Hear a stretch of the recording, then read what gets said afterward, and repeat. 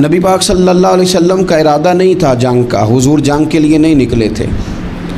قریش اس طرح کرتے تھے کہ مسلمانوں کے قافلے لوٹ لیتے تھے، لوٹ مار کرتے کرتے مدینے کی سرحد تک وہ آ جایا کرتے تھے۔ ایک قافلہ ابو سفیان لے کے جا رہے تھے تجارت کے لیے، تو اس میں سارے کافروں کا مال شامل تھا۔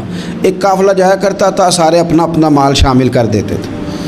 تو جو کہ یہ مسلمانوں کو ستاتے تھے، تو آج حضور علیہ السلام نے ارادہ کرم کیا کہ ان کے قافلے کو ہم نے بھی روکنا ہے، تاکہ ان کو اس بات کا احساس ہو کہ اس طرح نہیں کرنا چاہیے۔ اس قافلے کے لیے نبی پاک صلی اللہ تعالیٰ علیہ وسلم نکلے، جنگ کا تو ارادہ ہی نہیں تھا۔ 313 لوگ حضور کے ساتھ تھے، اور سواریوں کی تعداد اس طرح کی تھی کہ بعض اوقات ایک ایک سواری پر 3 لوگ سوار تھے، تو 2 آدمی سوار ہوتے تھے، تیسرا پیدل چلتا تھا۔ اور قربان جائیں، حضور علیہ السلام کی مساوات کا یہ عالم تھا کہ نبی پاک تھے، حضرت مولا علی تھے اور جناب زید تھے۔ 2 سوار ہوتے تھے، ایک پیدل چلتا تھا۔ جب 2 غلاموں کے سوار ہونے کی باری تھی، آقا کے پیدل چلنے کی باری تھی، تو حضرت علی نے اور جناب زید نے عرض کی، حضور آپ بیٹھ جائیں، ہم پیدل چلتے ہیں۔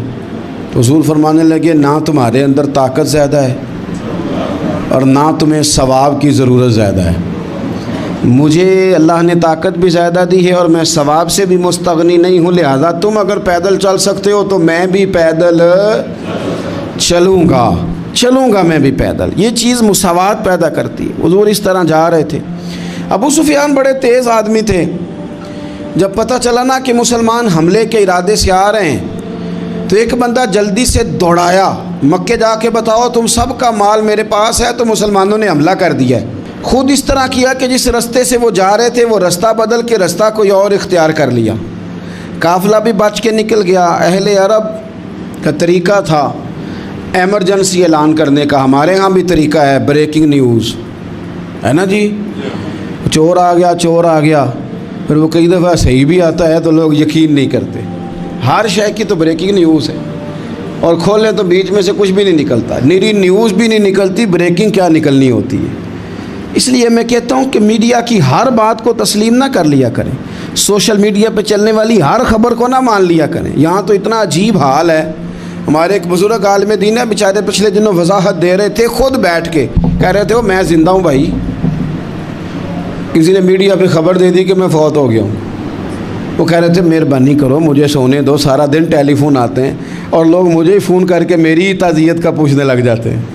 تو اس طرح نہ کریں، کیا صرف تھوڑا سا میڈیا چلانے کے لیے جھوٹ بولا جائے گا؟ بہرحال انہوں نے جو بندہ بھیجا تو بریکنگ نیوز کا وہاں بھی ایک طریقہ تھا۔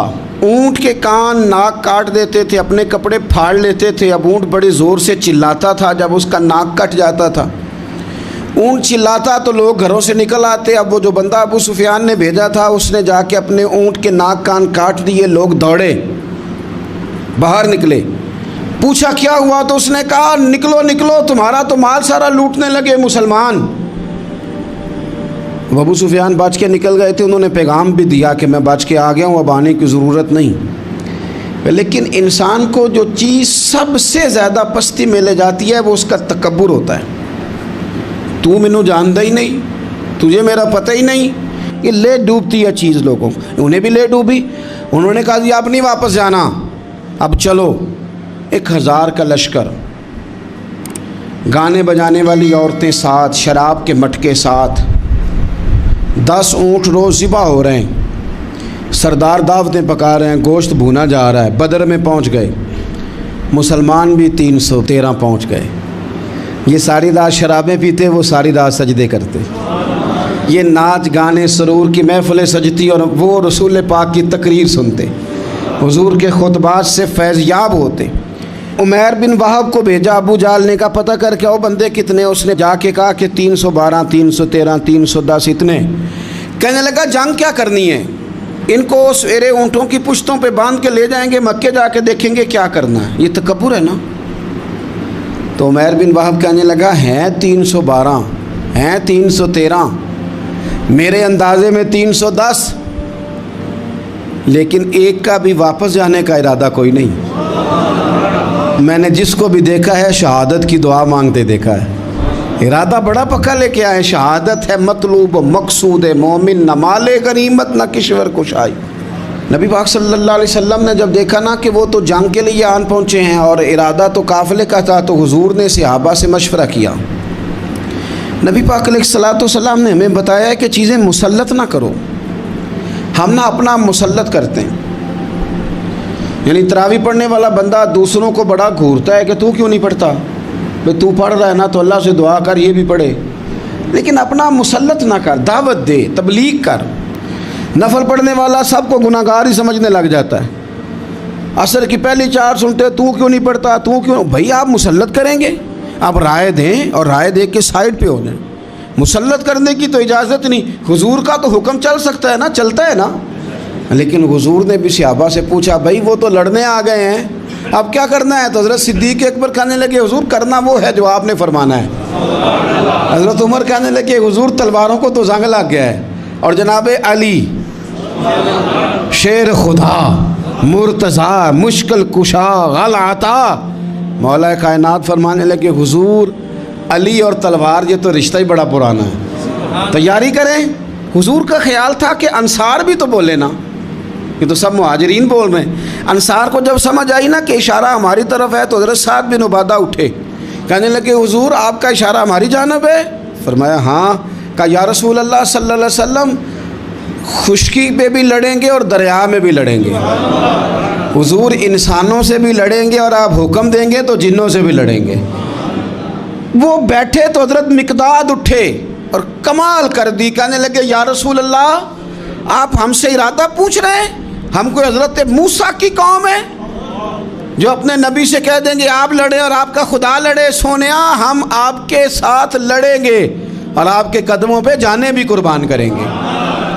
نبی کا حکم ہو تو کود جائیں ہم سمندر میں اور جہاں کو محو کر دیں نعرہ اللہ اکبر میں۔ نہتے 313 بشر شوق شہادت میں نکل آئے تھے میدان میں، محمد کی قیادت میں نہ تیغ و تیر پہ تکیا، نہ خنجر پہ نہ بھالے پر، بھروسہ ہے تو ایک سادی سی کالی کملی والے پر۔ نبی پاک صلی اللہ تعالیٰ علیہ وسلم نے جذبات سنے تو فرمایا چلو نہ چلیں، پر چھوٹے چھوٹے بچے واپس کر دو۔ ایک چھوٹے بچے تھے عمیر بن ابی وقاص، حضرت سعد بن ابی وقاص کے پائی، زمین پہ لیٹ کے رونے لگے، سونیا میں نے بھی جانا ہے۔ کمپیوٹر کے لیے نہیں رو رہے، موبائل کے لیے نہیں رو رہے، نئی سائیکل کے لیے نہیں، شہادت کے لیے۔ حضور میں لڑوں گا، اب مجھے لے کے تو چلیں۔ یا رسول اللہ میں طاقتور نکلوں گا، لے کے تو چلیں۔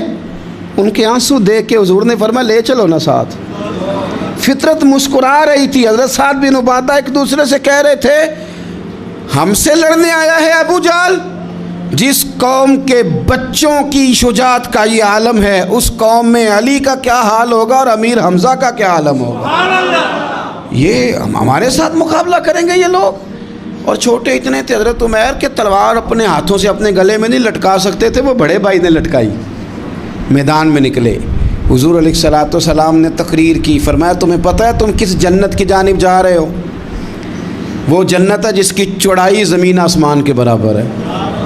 حضرت عمیر بن حمام انصاری ایک صحابی تھے، جب کریم نے فرمایا نا جنت کی چوڑائی، کسی چیز کی لمبائی زیادہ ہوتی ہے چوڑائی کم ہوتی ہے، جب فرمایا نا کہ چوڑائی زمین آسمان کے برابر ہے تو حضرت عمیر بولے، کہنے لگے واہ واہ واہ واہ واہ، کھجوریں کھا رہے تھے۔ حضور نے فرمایا تو بڑی واہ واہ کر رہا ہے، کہ سونیا اتنی جنت پیاری ہے تو ہم دور کیوں ہیں، یہ دینا ذرا تلوار۔ جلدی سے میدان میں نکلے، اللہ نے انہیں شہادت عطا فرمائی۔ رات ساری وہ مست رہے شراب کے نشے میں، اور حضور ساری رات مصلی پہ رہے، ساری رات دعائیں مانگی۔ پتہ کیا کہا؟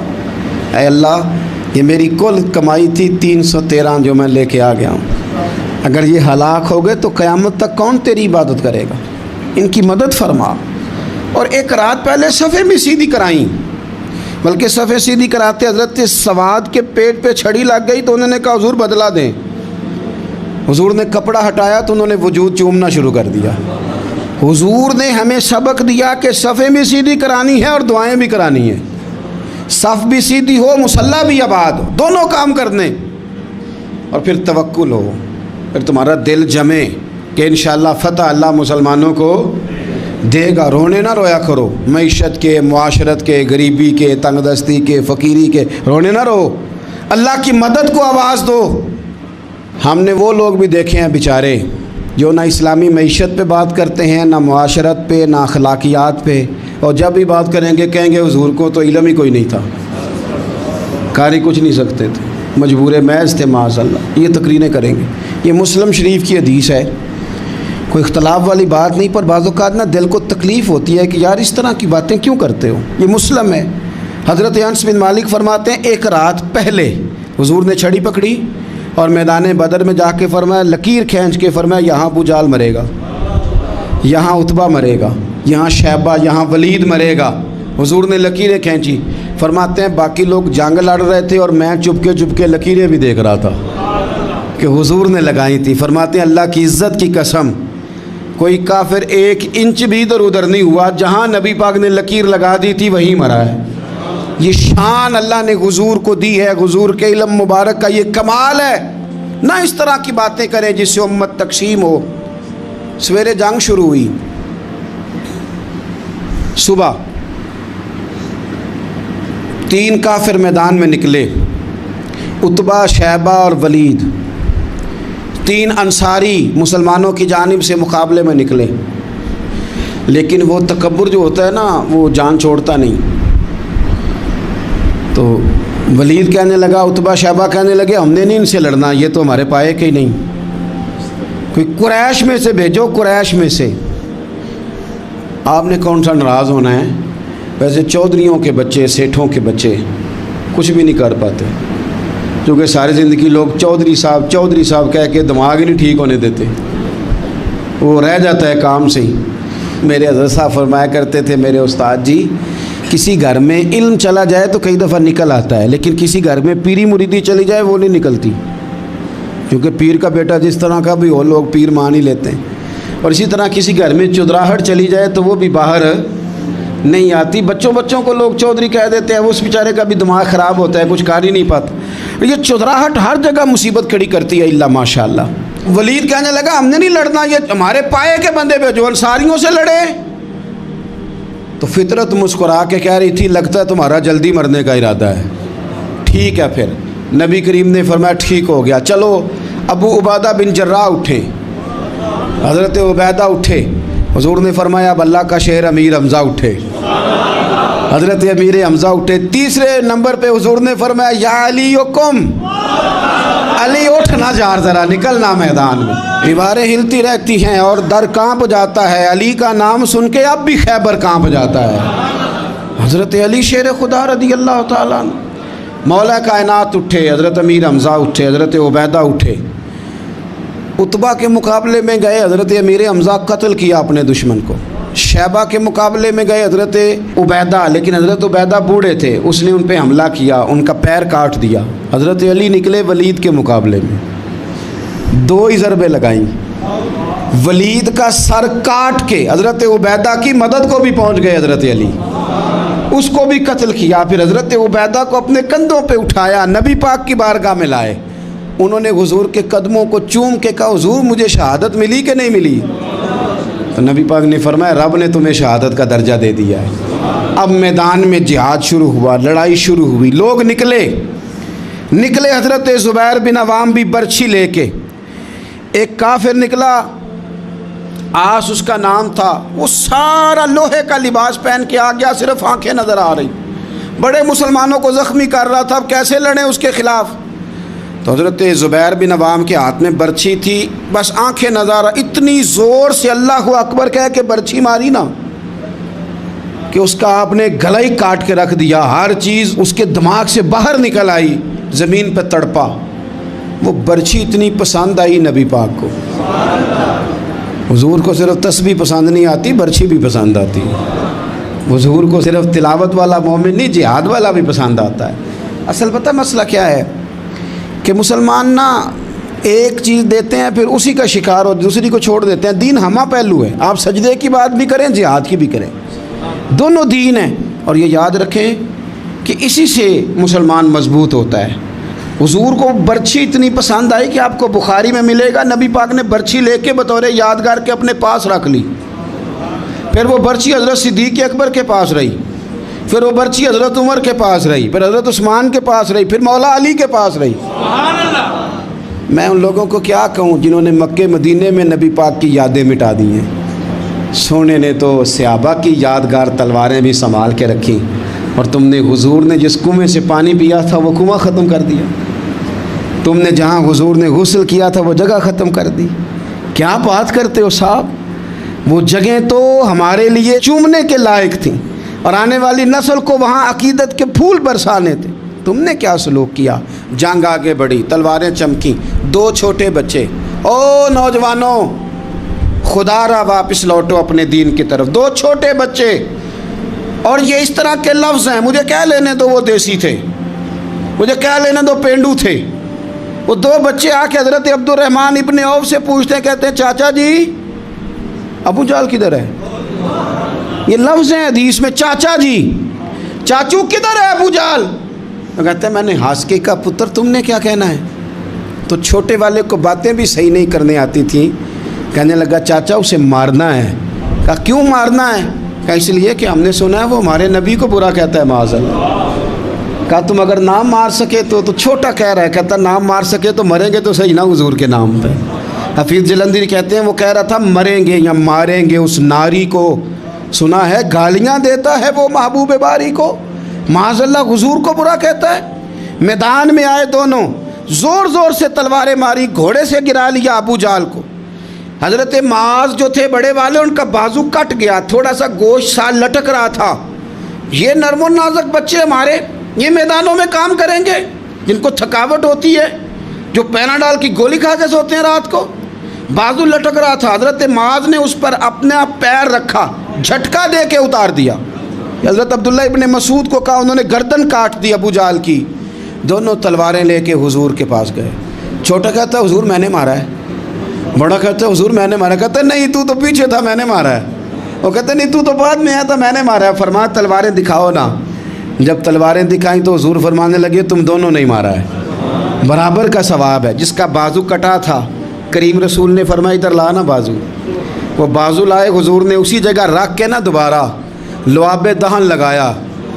حضرت معاذ حضرت عثمان غنی کے زمانے تک موجود رہے۔ فرماتے ہیں کٹنے سے پہلے طاقت کم تھی، جب حضور نے جوڑا ہے تو طاقت پہلے سے زیادہ ہو گئی ہے، پہلے سے زیادہ ہو گئی ہے طاقت۔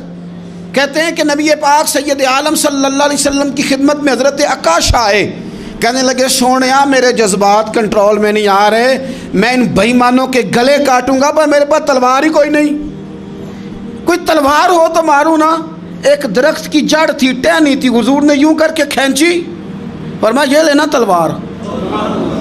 کہتے ہیں وہ حضور کے ہاتھوں میں ٹہنی تھی، میرے ہاتھوں میں آتی گئی اور تلوار بنتی گئی۔ پھر اس سے کافر کاٹے حضور کے معجزات، 5000 فرشتہ بھیجا اللہ نے جنگ بدر میں۔ کتنے؟ یہ میں نے بات اس لیے بیان کی ہے کہ اقبال نے ایک مشورہ دیا، کہتے ہیں تو فضائے بدر تو پیدا کر، فرشتے تیری نصرت کو اتر سکتے ہیں گردوں سے، کتار اندر کتار اب بھی۔ اقبال کیوں ایسا کہہ رہا ہے؟ تو اقبال کہتے ہیں اس لیے کہ آج بھی ہو اگر ابراہیم کا ایمان پیدا تو آگ کر سکتی ہے انداز گلستاں پیدا۔ 5000 فرشتہ آیا۔ مجھے تو لگتا ہے فرشتوں نے بھی دعا کی تھی کہ یا اللہ ہم تیرے نبی کی قیادت میں لڑنا چاہتے ہیں۔ فرشتے آئے، سپر پاور تھی روما، بڑی طاقتور سمجھتی تھی، ایران، روم، یہ کیسر و کسرا، بڑی طاقتیں تھیں۔ عرب کے لوگ تو بوریا نشین تھے، صحراؤں میں رہ نکل کے انہوں نے الٹ پلٹ کے نہیں رکھ دی سارا کچھ۔ علامہ اقبال سے کسی نے پوچھا تھا کہ مسلمان دوبارہ سے کبھی میدانوں میں آئیں گے؟ تو اقبال کہنے لگے ہاں ہاں ضرور آئیں گے، آئیں گے، یہ نکلیں گے۔ کیا کس طرح؟ کہنے لگے میں نے فرشتوں سے سنا ہے، نکل کے صحرا سے جس نے روما کی سلطنت کو الٹ دیا تھا، نکل کے صحرا سے، قدسی کہتے ہیں فرشتوں کو، اقبال کہتے ہیں رات وہ باتیں کر رہے تھے میں نے سنا ہے کہ نکل کے صحرا سے جس نے روما کی سلطنت کو الٹ دیا تھا، سنا ہے میں نے یہ قدسیوں سے کہ وہ شیر پھر ہوشیار ہوگا، وہ جاگے گا، وہ بیدار ہوگا، یہ قدسیوں سے سنا ہے میں نے، وہ آئے گا میدانوں میں۔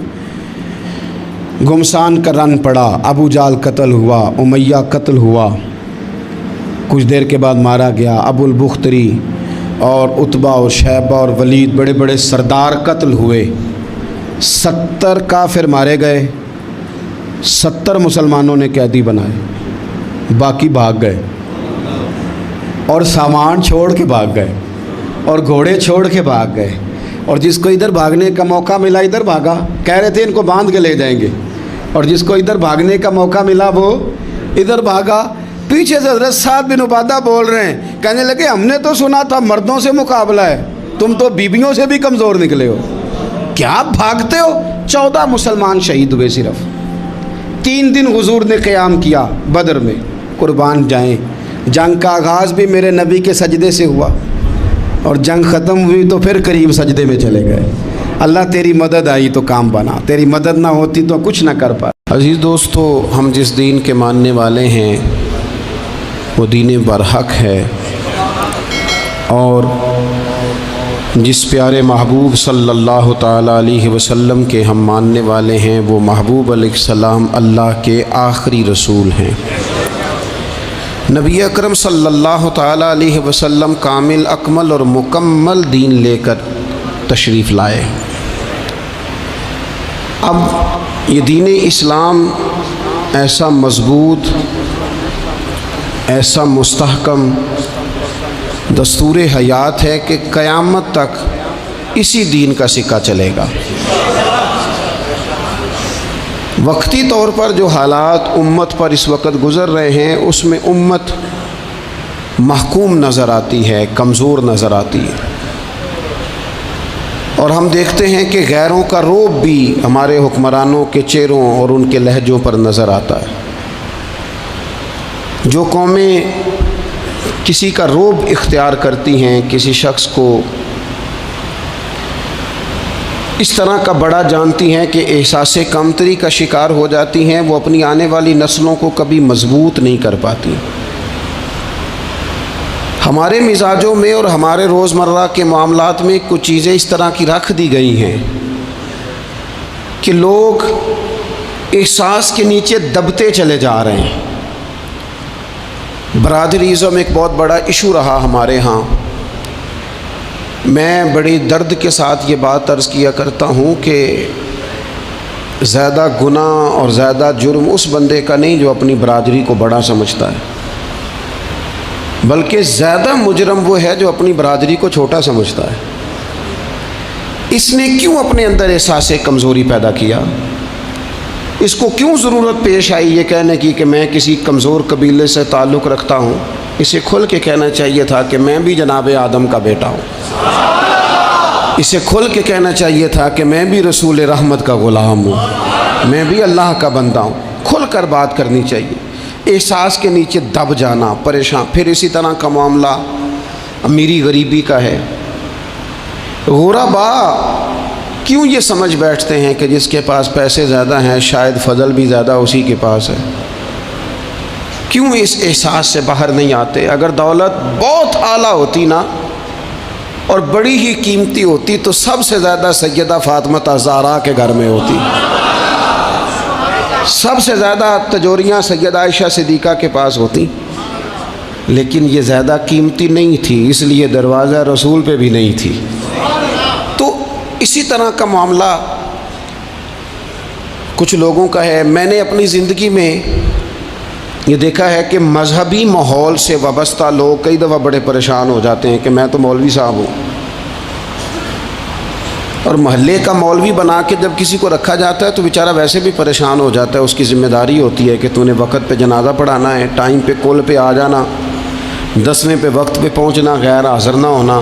कुछ जगहों पे ये भी रिवाज है कि जनाब आपको 7 दिन और 10 दिन मुसलसल बैठना है और पढ़ाई करनी है। वो आहिस्ता आहिस्ता आहिस्ता आहिस्ता बच्चे एहसास का शिकार, यानी कुरान शरीफ पढ़ने वाले बच्चे और किताब व सुन्नत की तालीम हासिल करने वाले बच्चे, लेकिन उन्हें ये कहा जाता है कि चलो फ़लानी जगह कुरान पाक पढ़ने चलते, कुरान पढ़ने जा रहे हैं। कुरान इनकलाब की किताब है, कुरान बंदे को उरूज देता है, लेकिन उन बच्चों की ज़हनी साख्त ये बनाई जा रही है कि चलो कुरान पाक पढ़ने चलते हैं, वहाँ बिरयानी मिलेगी खाने को। گوشت ملے گا کھانے کو۔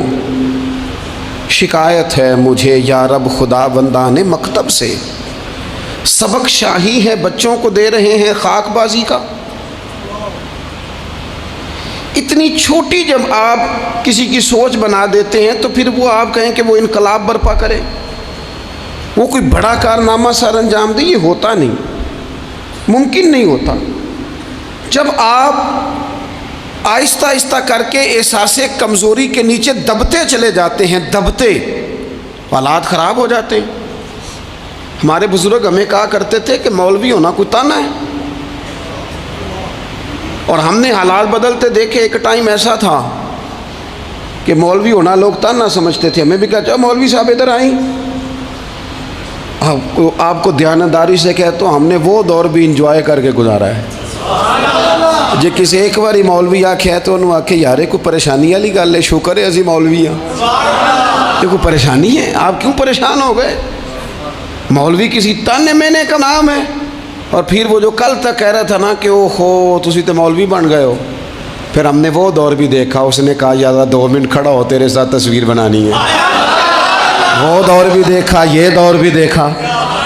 تھوڑا سا نا اپنی زندگی کے اندر خودداری، عزت نفس، وقار، اسلام عروج دیتا ہے بندے کو۔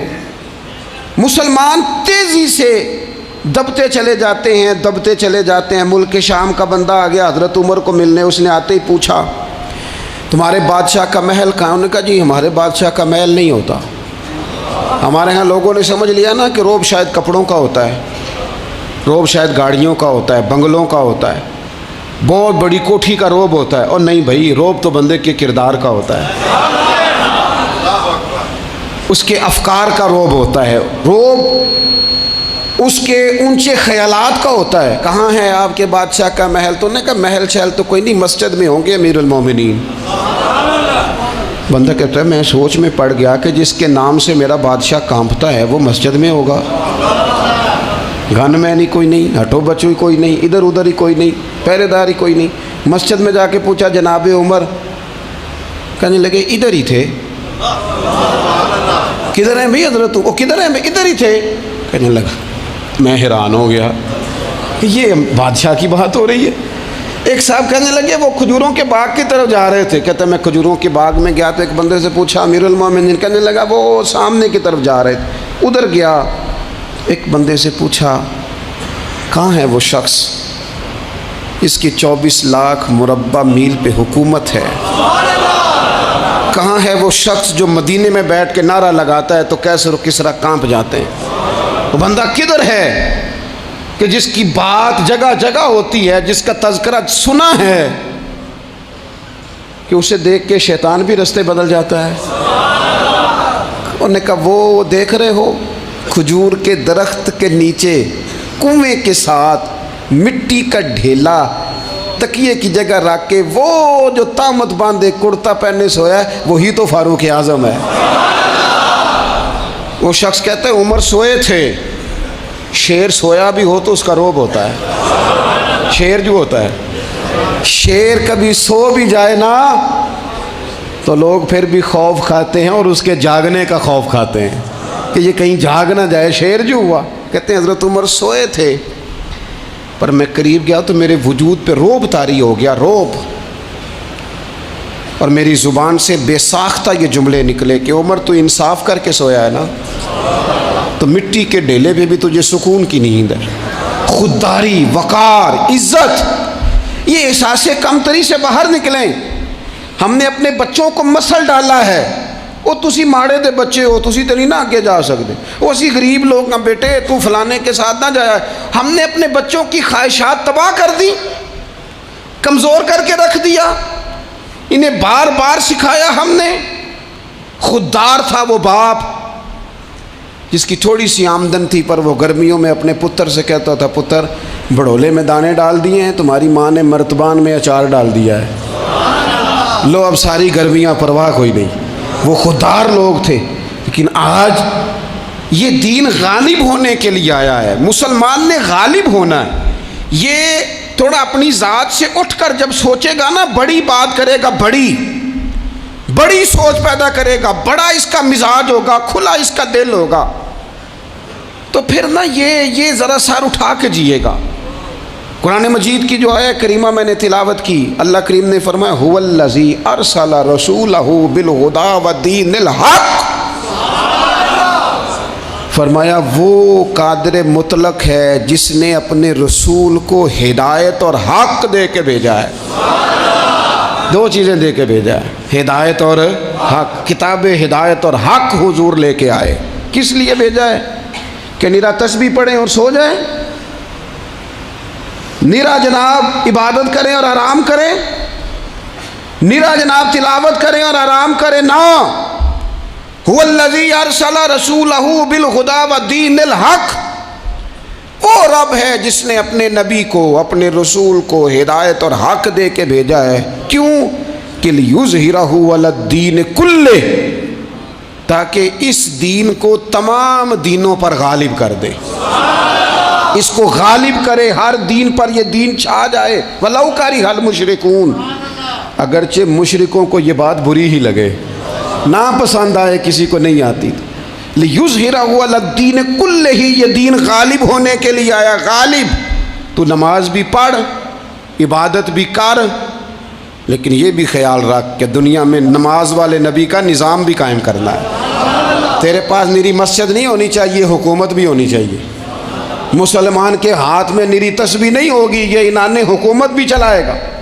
اس کے اندر خودداری ہوگی۔ حضرت عمر تہجد بھی پڑھتے تھے اور سویرے حکومت بھی کرتے تھے۔ حضرت صدیق اکبر ساری رات مدینے والے کی یاد میں رویا بھی کرتے تھے، اور صبح اٹھ کر تلوار لے کر نبی پاک علیہ السلام کی ختم نبوت کے منکروں کے خلاف جہاد بھی کیا کرتے تھے۔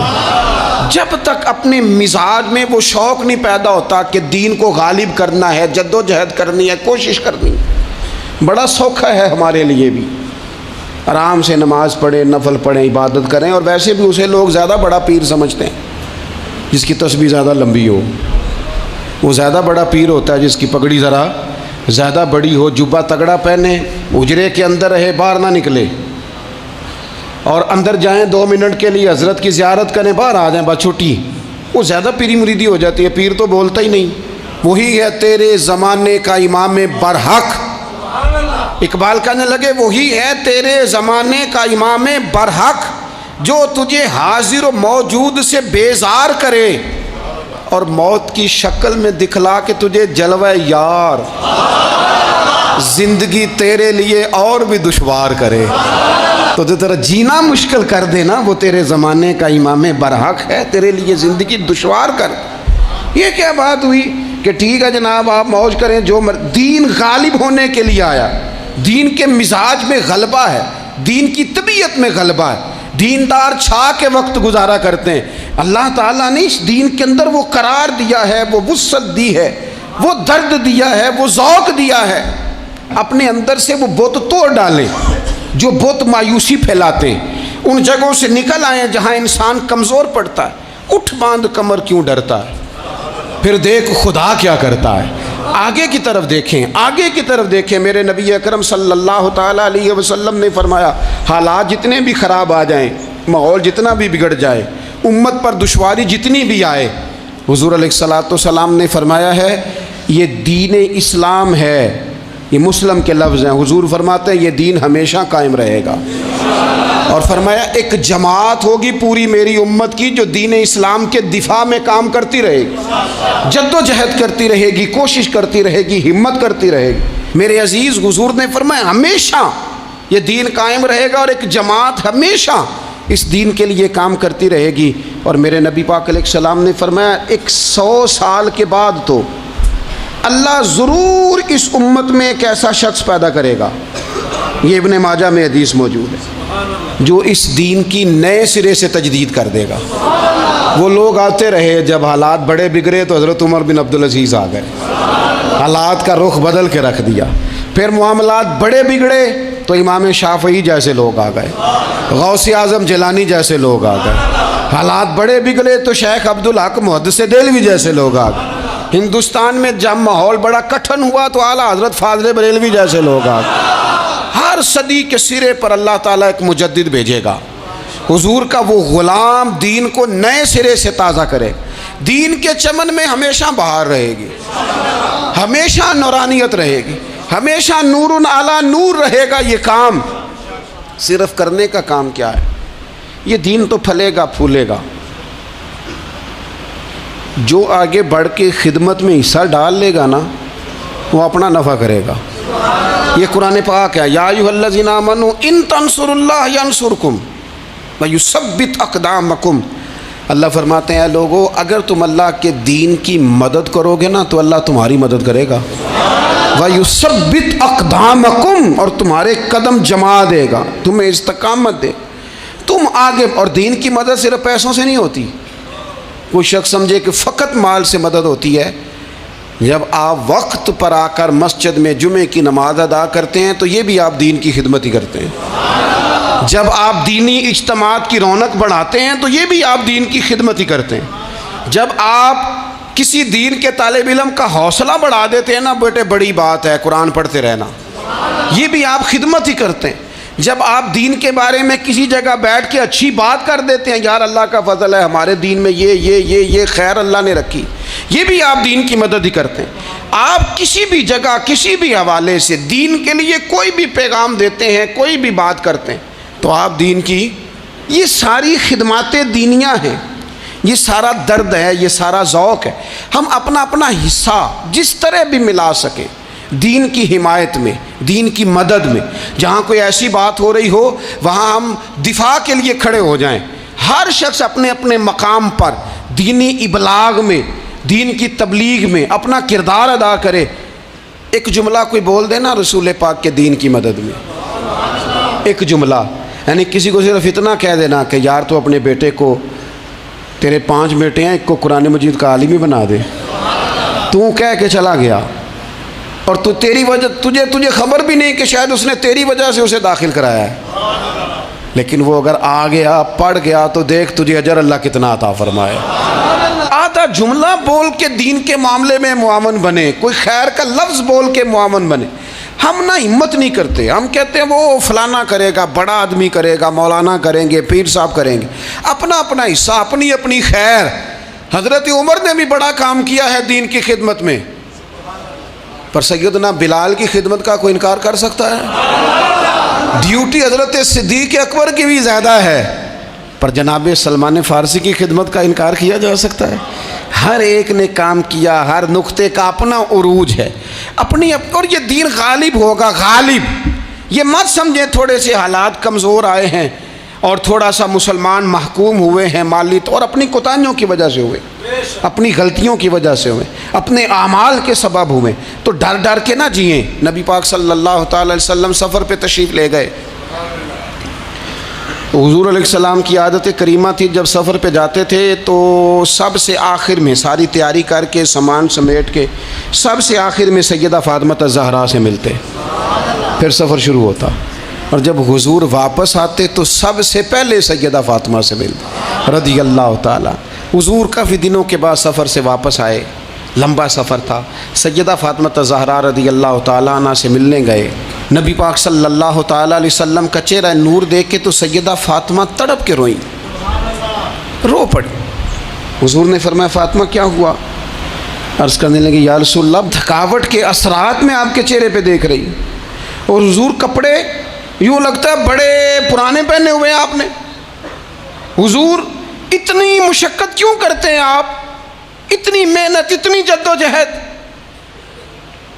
تو حضرت فاطمہ الزہرا فرماتی ہیں حضور نے مجھے تھپکی دی اور فرمایا فاطمہ رو نا. اور یہاں وہ بعض لوگ ہوتے ہیں نا جو ہم نے دیکھا ہے ہمارے ہاں اس طرح ہوتا ہے کہ وہ کوئی اس طرح کی بات کرے تو وہ زیادہ رونے لگ جاتے ہیں. کیا کریں، بڑے مسائل ہیں، بڑی مشقت ہے، کرنا پڑتا ہے، لوگ اور زیادہ. لیکن نبی پاک علیہ السلام نے سوچوں کو نیا زاویہ دیا، خیالات کو نیا رخ دیا، اس بات کو ایک نیا انداز سوچنے کا فراہم کیا. حضور فرمانے لگے فاطمہ رو نا، تیرے باپ کو اللہ نے اعلیٰ مقاصد کے لیے دنیا میں مبعوث فرمایا. حضور فرمانے لگے فاطمہ کوئی گھر کچا، کوئی پکا، کوئی خیمہ ایسا نہیں بچے گا جہاں اللہ دین اسلام کو پہنچا نہیں دے گا. اور فرمایا فاطمہ یاد رکھنا جس طرح رات چھا جاتی ہے نا، محمد عربی کا دین بھی چھا جائے گا، یہ چھا جائے گا دین، جس طرح رات چھا جاتی ہے یہ دین بھی چھا جائے گا۔ اور پھر دین چھا گیا، جگہ جگہ چھا گیا، یورپ میں بھی اذانیں پڑھی جانے لگی، امریکہ اور افریقہ میں بھی قرآن پڑھا جانے لگا، جگہ جگہ جگہ جگہ رسول اللہ صلی اللہ علیہ وسلم کے دین کی بات ہونے لگی۔ کہا فاطمہ کر کچا ہو یا پکا ہو، خیمہ ہو، ہر جگہ یہ دین پہنچے گا، اور دین پہنچا۔ دوستو کمزوری وقتی طور پر ہے، حالات وقتی طور پر ہیں، مسلمانوں نہ گھبراؤ، خدا کی شان باقی ہے۔ یہ دین فطرت ہے، یہ دین اپنی حقانیت کی وجہ سے پھیل رہا ہے، کسی کا محتاج نہ یہ کسی کے زور لگانے۔ مسلمانوں نہ گھبراؤ، خدا کی شان باقی ہے، ابھی اسلام زندہ ہے، ابھی قرآن باقی ہے۔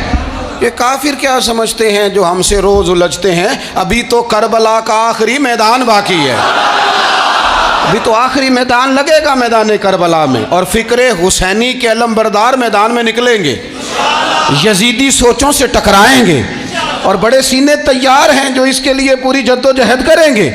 ابھی تو کربلا کا آخری میدان باقی ہے۔ اپنی زندگی کے اندر قوت ارادی پیدا کریں، کچھ کر لینے کی ٹھان اپنے مزاج میں پیدا کریں۔ کمزوری آ جاتی۔ عدی بن حاتم جو تھے نا، یہ حاتم تائی کے بیٹے تھے، بادشاہ کا بیٹا تھا، زمانہ بڑا دیکھا تھا، بڑے بڑے وزیروں مشیروں، ساری زندگی اعلیٰ سطحی وفود سے ملاقات ہوئی۔ عدی حضور کی بارگاہ میں آئے، مسند امام احمد بن حنبل میں موجود۔ تو اسلام پر ابھی غربت کا دور تھا، چند لوگ مسلمان ہوئے تھے۔ نبی پاک علیہ السلام نے فرمایا عدی کلمہ پڑھ لو۔ تو عدی کہنے لگے میں تو پہلے ہی ایک دین کا ماننے والا ہوں۔ حضور فرمانے لگے جس دین کے تم ماننے والے ہو اس دین کو میں تم سے زیادہ جانتا ہوں۔ حضور فرمانے لگے جس دین کے تم ماننے والے ہو اس میں کیا یہ لکھا ہے کہ مال غنیمت کا چوتھا حصہ کھا جاؤ؟ کہنے لگے نہیں۔ تو فرمایا کھا کیوں جاتے ہو؟ عدی کہتے ہیں چونکہ یہ ہمارے اندر کی بات تھی بادشاہوں کی، تو میں نے فوراً سر تسلیم خم کر دیا، میں نے فوراً سر جھکا دیا، میں نے کہا آپ بات ٹھیک کر رہے ہیں۔ حضور فرمانے لگے اب اگلی بات بھی کروں یا رسول اللہ فرمائیے؟ فرمایا پتہ ہے تم دین کیوں نہیں قبول کر رہے؟ یہ بھی مجھے پتہ ہے۔ یا رسول اللہ کیوں؟ فرمایا تم دیکھتے ہو کہ دین کے ماننے والے غریب غریب لوگ ہیں، تم دیکھتے ہو کہ ابھی یہ کمزور ہیں، تم دیکھتے ہو کہ مکے والوں نے مدینہ طیبہ سے پریشان کر کے مسلمانوں کو نکال دیا ہے، یہ غریبی دیکھ کر بظاہر اسلام کی کمزوری دیکھ کر تم کلمہ نہیں پڑھ رہے؟ حضور فرمانے لگے عدی مقام حرا کا نام سنا ہے؟ بڑی دور تھا علاقہ وہ، مقام حرا کا نام سنا ہے؟ عدی کہنے لگے حضور سنا ہے پر وہ جگہ دیکھی نہیں۔ محبوب فرمانے لگے سن، میں وہ وقت لے کے آؤں گا، میرا دین اس طرح نافذ ہوگا کہ ایک عورت مقام حرا سے اونٹنی پہ اکیلی بیٹھے گی اور اکیلی آئے گی اور آ کے بیت اللہ کا طواف کرے گی، سوائے اسے اللہ کے کسی کا خوف نہیں ہوگا، رب کے علاوہ کسی سے نہیں ڈرے گی۔ یہ دور آئے گا، تو دیکھ رہا ہے کہ صرف مکے پہ حکومت نہیں دنیا پہ مسلمان چھا جائیں گے۔ اور حضور فرمانے لگے کسرا کا نام سنا ہے؟ کہا حضور وہ تو بظاہر اس وقت بڑا تگڑا بادشاہ ہے۔ فرمایا اس کے علاقے بھی فتح ہوں گے، وہ خزانے مسلمانوں کے پاس آئیں گے۔ اور فرمایا تو تیسری بات نبی پاک نے بیان کی، فرمایا تو یہ دیکھ رہا ہے کہ مسلمانوں میں غربت ہے؟ فرمایا عدی ایک وقت آئے گا لوگ دینے کے لیے نکلیں گے پر انہیں لینے والا کوئی نہیں ملے گا۔ ایک وقت آئے گا لوگ دینے نکلیں گے، لینے کوئی نہیں آئے گا۔ عدی کہتے ہیں کہ میں رسول کریم کا کلمہ پڑھ کے مسلمان ہو گیا، اب پھر زیادہ دور نہیں گزرا، عدی رویا کرتے تھے، حاتم تائی کے بیٹے عدی رویا کرتے تھے اور رو کے بتایا کرتے تھے لوگوں وہ جو حضور نے فرمایا تھا نا بی بی حرا سے چلے گی اور طواف کرے گی، وہ بی بی میں نے اپنی آنکھوں سے آتی دیکھی، میں نے اس تنہا عورت کو حضور سید عالم کی پیشن گوئی کے مطابق بیت اللہ کا طواف کرتے دیکھا، اسے سوائے اللہ کے کسی کا ڈر نہیں تھا۔ اور عدی کہنے لگے وہ جو حضور نے فرمایا تھا نا کہ کسرا کے خزانے فتح ہوں گے، فرمایا وہ جب فتح ہو رہی تھی تو میں خود اس جنگ میں شریک تھا، مجھے اللہ نے موقع دیا، میں مجاہدوں میں شامل تھا۔ اور فرمانے لگے تیسری پیشن گوئی رہ گئی ہے، مجھے امید ہے وہ بھی پوری ہوگی۔ حضرت عمر بن عبدالعزیز کے زمانے میں آ کے وہ دور بھی آیا کہ لوگ زکوٰۃ دینے نکلتے تھے، لینے والا کوئی نہیں ملتا تھا۔ لوگ کسی کو غریب سمجھ کے صدقہ دینے لگتے تھے، وہ کہتا تھا بھائی لے جا، میں تو رات خود دے کے آیا ہوں۔ لوگ دینے نکلتے تھے، لینے والا کوئی نہیں۔ اسلام کی فطرت میں قدرت نے لچک دی ہے، اتنا ہی یہ ابھرے گا جتنا کہ دبا دو گے۔ یہ مولویوں کی وجہ سے، پیروں کی وجہ سے، سیاستدانوں کی وجہ سے نہیں چھائے گا۔ یہ کیوں چھائے گا کہ ارسل رسولہ بالہدی ودین الحق، یہ اس لیے چھائے گا کہ اللہ نے بھیجا ہی حق کے ساتھ ہے، یہ آیا حق کے ساتھ ہے، لہذا چھا جائے۔ حق ہمیشہ چھا جایا کرتا ہے۔ اور وَقُلْ جَاءَ الْحَقُّ وَزَهَقَ الْبَاطِلُ إِنَّ الْبَاطِلَ كَانَ زَهُوقًا، جب حق آتا ہے تو باطل خود بخود چھپ جاتا ہے، اور باطل ہوتا بھی مٹ جانے کے لیے۔ بس نا یہ دین چھا۔ حضرت خباب بن الارت رضی اللہ تعالیٰ عنہ فرماتے ہیں ہمیں بڑی تکلیف دی کفار مکہ نے، قریش نے بڑا ستایا۔ نبی پاک علیہ السلام خانہ کعبہ کے ساتھ ایک چادر لے کے آرام فرما رہے تھے، ہم حضور کی بارگاہ میں گئے، یا رسول اللہ دعا کریں یہ تباہ ہو جائیں، تنگ بڑا کرتے ہیں، حضور آپ دعا کریں اللہ کی بارگاہ میں۔ تو حضور اٹھ کے بیٹھ گئے، فرمایا جلدی نہ کرو، تم سے پہلے ایسے لوگ گزرے ہیں جن کو گڑھوں کے اوپر رکھ کے نا تو آروں سے کاٹ دیا جاتا تھا، وہ 2 ٹکڑے ہو جاتے تھے۔ فرمایا جلدی نہ کرو، تم سے پہلے ایسے لوگ گزرے ہیں کہ لوہے کی کنگھیوں سے ان کا گوشت نوچ دیا جاتا تھا، ہڈیاں تک زخمی ہو جاتی تھی، سی نہیں کرتے، زخم پہ زخم کھا کے جی خون جگر کے گھونٹ پی، آہ نہ کر لبوں کو سی، یہ عشق ہے کو دل لگی نہیں۔ کہا خبیب تھوڑا صبر کرو، اور پھر حضور فرمانے لگے خبیب یہ بات یاد رکھنا، جو دین میں لے کے آیا ہوں یہ غالب ہو کے رہے گا، یہ غالب ہوگا، غالب۔ وہ ابو سفیان جو میدان احد میں کہتے تھے فلاں بھی ہم نے مار دیا، فلاں بھی مار دیا، جب 10,000 کا لشکر لے کے نبی پاک گئے تھے نا دوبارہ واپس، 10 سالوں میں 3 لوگ لے کے حضور مکے سے آئے، اور 10,000 کا لشکر لے کے جب دوبارہ گئے نا، ابو سفیان کہنے لگے لڑنا ہی نہیں، کیونکہ جس شان سے معصوم آمنہ آئے ہیں لڑنے والی بات ہی کوئی نہیں، طاقت ہی نہیں، آنکھ نہیں ملا سکتے تو ہاتھ کیسے اٹھائیں گے۔ لیکن پتہ ہے حضور کا طریقہ کیا تھا؟ سیاہ امامہ تھا، اونٹنی پہ بیٹھے تھے، اور گردن محبوب نے اتنی جھکائی تھی کہ وہ اونٹنی کی گردن سے لگ رہی تھی۔ اس شان کے ساتھ حضور داخل ہوئے، اذا جاء نصر اللہ والفتح ورأیت الناس يدخلون فی دین اللہ افواجا۔ اپنے اندر نہ تھوڑی سی، آپ 24 گھنٹے دنیا کمائیں، کوئی منع نہیں کرتا، مال کمائیں، جائیدادیں بنائیں، حلال کمائیں، جتنا مرضی کمائیں، لیکن نہ کچھ تھوڑا سا اپنے آپ کو دین کے لیے، صرف مالی طور پر نہیں۔ ہمارے ہاں ایک بہت بڑا مسئلہ یہ بن گیا کہ صرف مالی طور پر ہم سمجھتے ہیں دین کی مدد کر دیں۔ اگر آپ اپنے پتر کو نمازی بنا چکے ہیں تو ایک کام آپ نے دین کی خدمت کا کر لیا۔ اگر آپ کی بیٹی پردے کی عادی ہو گئی ہے تو آپ نے دین کی خدمت میں ایک حصہ ڈال لیا ہے۔ اگر آپ کے گھر کے اندر آپ ان ساری چیزوں کو بین کرنے میں کامیاب ہو گئے، یا ایھا الذین آمنوا قوا انفسکم واہلیکم نارا، ایمان والو خود بھی دوزخ سے بچو، اپنے اہل خانہ کو بھی بچاؤ۔ اگر فحاشی اور یعنی کا رستہ آپ نے اپنے دروازے کے باہر روک دیا ہے تو آپ نے دین کی خدمت کر لی ہے۔ اگر آپ اپنے دوستوں کو نمازی بنانے میں کامیاب ہو گئے، اگر آپ چند لوگوں کو قرآن پڑھانے میں کامیاب ہوئے ہیں، تو پھر کچھ نہ کچھ حصہ آپ نے دین میں شامل کیا ہے۔ کرنے کا کام یہ ہے کہ اپنا اپنا حصہ، اپنی اپنی خیر دین میں ملائیں، جد و جہد کریں، کوشش کریں۔ 2 جملے بول کر، جب کوئی بندہ کہہ رہا ہو نا جی بڑا مشکل ہے دین پہ عمل کرنا، تو اسے کہیں دین پہ ہی چلنا تو آسان ہے، دین پہ چلنا ہی تو آسان ہے۔ جب بڑی دین مخالف باتیں ہو رہی ہوں تو وہاں ساری برادری اکٹھی بیٹھی ہے نا، بچے کے دن رکھے جا رہے ہیں، تو میں دین کی خدمت بتا رہا ہوں کیا کیا کرنی ہے۔ بیٹے کے دن طے ہو رہے ہیں تو کوئی کہتا ہے کہ ماموں کو منا لو ناراض ہے، چچا کو منا لو ناراض ہے۔ یہ میں اپنا درد دل آپ کے سامنے رکھ رہا ہوں۔ دین کی خدمت یہ ہے کہ ایک بندہ بیچ میں سے بولے، وہ کہے او شادی میں کوئی غیر شرعی کام نہ کرنا، سب کو منا رہے ہو تو کہیں رب رسول کو ناراض نہ کر لینا۔ یہ تیری دین کے لیے خدمت ہو جائے گی، یہ تیری دین کے لیے خدمت ہو جائے گی۔ وہ جس شخص نے جاتے جاتے رستے میں کہا تھا نا حضرت عبداللہ مزنی کو کہ میں ایک مدینے میں چاند چڑھا دیکھ کے آیا ہوں کہ جس کے قریب سے جو گزرتا ہے اسے بھی نور ملتا ہے، تو اس کی ایک بات گھر کر گئی، جناب عبداللہ مزنی مدینے والے کے عاشق ہو گئے۔ آپ کہہ دیں بات پھیل جائے گی، اللہ اسے پھیلا دے گا۔ اپنے مقام پر بیٹھ کر اپنے میں فیکٹری کے مالک سے کہا کرتا ہوں کہ تو نہ مسجد ضرور بنا چھوٹی سی، دفتر والوں سے کہا کرتا ہوں کہ یہاں نہ نماز باجماعت کا بندوبست ضرور کراؤ۔ میں کہتا ہوں یہ سارے دین کے کام ہیں، آپ اپنے حلقہ اثر میں کہیں یہاں نماز باجماعت ہوگی، یہاں سویرے آتے ہی پہلے تلاوت ہوگی، یہاں پہلے قصیدہ بردہ شریف، آپ کوئی خیر کے کام میں اپنا حصہ ڈالتے رہیں، انشاءاللہ یہیں سے چنگاریاں بنیں گی، یہیں سے انقلاب برپا ہوگا۔